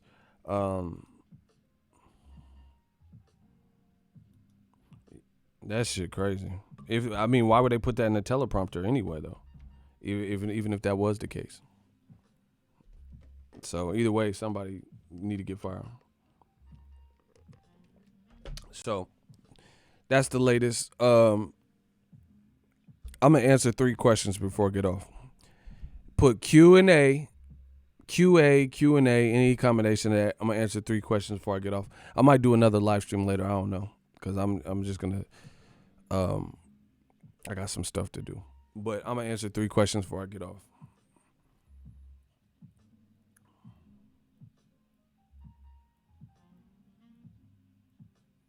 She said she combined the Knicks and Lakers. Oh yeah, whatever. You're gonna get your ass nicked, dumped in the lake, bro. What the fuck, bro? Knicks and Lakers. There's no G in that, so that's not acceptable. I unfortunately stuttered on air. Combined the names of the Knicks and Lakers to say. She did not say Nakers, bro. Bro, there was a G in that motherfucker. What? No, that was not no. Kind of star that was perfectly cast on the Los Angeles Lakers Bro, that was not no. Bro, these motherfuckers tried it, bro. Stop it. You tried it, bro. This bitch tried it. There was no Nakers or bro. She said he's perfectly casting them nigger. Bro, that's too visible, too clear. You said that shit like that was not like Machiavelli at the beginning where Suge shot me, where it sounded like Suge shot me. Bro, that was a hard G. No, there's no cover up for that. Anyway, I'll be back with some more heat. Thank you guys for the support. Old media being bodied. I don't know what else. Oh, the 3 questions. If y'all don't listen, now I'm only answering 2. You have to put Q&A, hashtag QA, any combination of this. I'm not answering shit. I told you, because as a streamer, I got to see what's what. And it helps decipher what's a question in a regular comment. I'll do 2 questions now.